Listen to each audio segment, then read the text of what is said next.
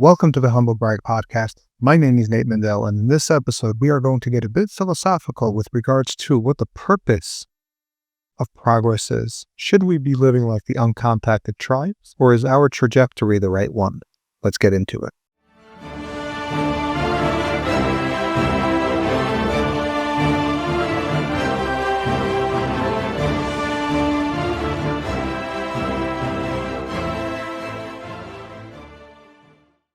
Have you ever wondered what the purpose of advancing civilization actually is?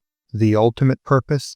You scroll past videos of what I call the uncontacted, contacted tribes, ancient tribes scattered across rainforests who deliberately never joined modern civilization and actively choose to remain primitive. Hunter-gatherers, barefoot, often naked, hunt in the morning for the food you eat at night, and never progress, doing this for thousands of years, effectively frozen in the Stone Age. I have often wondered what it would be like to be teleported back in time, but we do not need to imagine anymore. We now have real footage of these tribes encountering modern humans for the first time.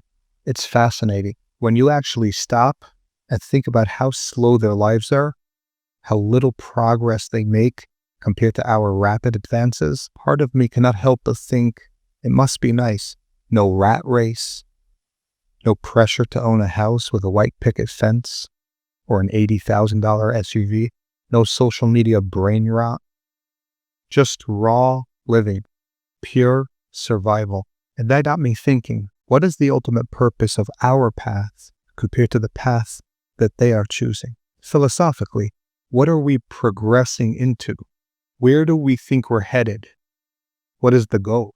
It seems obvious that the further we develop, the closer we get toward merging with machines. There is already active work to integrate human biology with technology.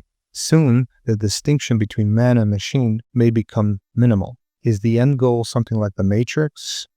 Are we eventually reduced to bodies plugged into systems while some superior form carries out our will? Do we become physically superhuman? Are we chasing some ultimate physical or spiritual nirvana? Think far ahead.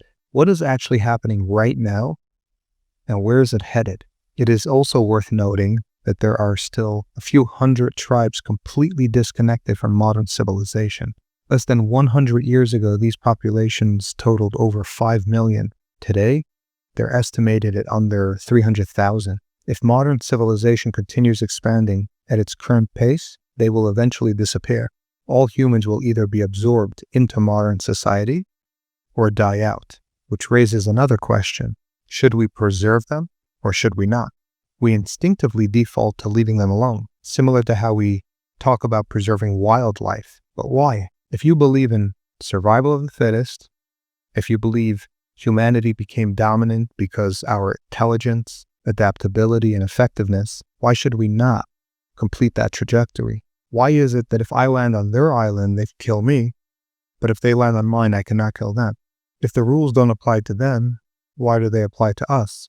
We clearly do not believe Stone Age living is ideal. So why should humans living that way be excluded from progress? Why should species not go extinct as they have throughout all of history if we are the apex species? Is total dominance not the natural outcome? Or do we keep these tribes around in reservations as living museums, cute experiments that help us feel morally superior and sleep better at night? These are uncomfortable questions, but they're real ones. So let us go deeper into the ethics and morality behind progress itself. Is progress actually good, or are we fooling ourselves? Since the West is largely shaped by Judeo-Christian values, or more accurately, Jewish values, we can look straight into the Old Testament, the Torah.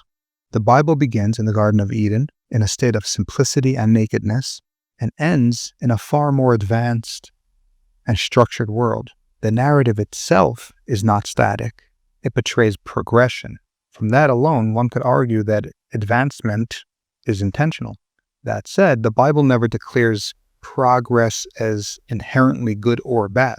Progress is always evaluated based on its outcome, its impact, meaning progress can be good or bad. It depends entirely on what the progress is and how it is used. We see this clearly with the internet and social media.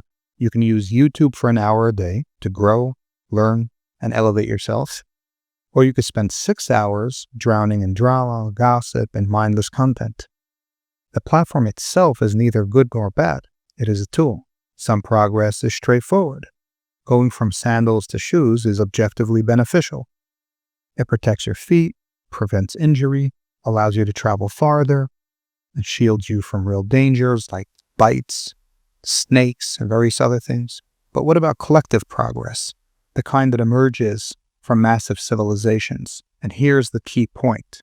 The larger the civilization, the more complexity it requires to sustain it. What we label as progress is often just complexity scaled to necessity. A tribe of 300 people can function with simple social norms. A nation of 300 million cannot. Without sophisticated legal systems, institutions, and structure, societies collapse into chaos. History proves this repeatedly.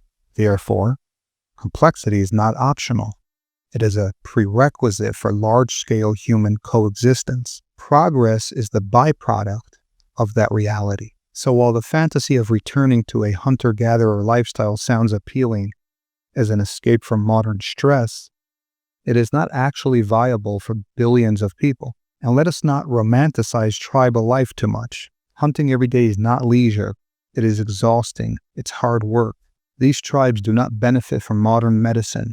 They die young from diseases that we already know how to treat. Their lives are not easy. They are simply different. Progress allows us to live longer, learn more, and most importantly, get to know our Creator.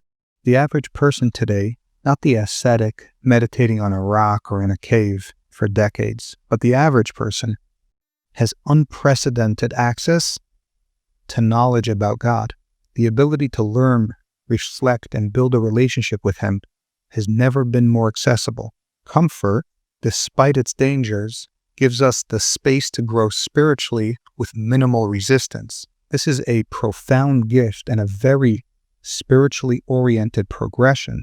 Because of that, I cannot escape the conclusion that progression is part of the divine plan. It is the tool through which greater holiness, greater awareness of God, and greater fulfillment of our purpose becomes possible. So while I find these tribes endlessly fascinating, I do not want to live that way, and I do not think you want to either. I enjoy long hikes, I enjoy camping, I enjoy disconnecting for a while, but do I want to eat with my hands, wipe with leaves, and hunt with a bow and arrow? Hell not. The takeaway for me is this. When I observe patterns, I ask why. Why is the world unfolding this way? Why did God design it like this? And from where I'm standing, imperfect as my perspective is, it seems intentional. And I do not object. I will take the benefits of progress and work to avoid the traps. If this thought experiment resonated with you, subscribe for more. Leave a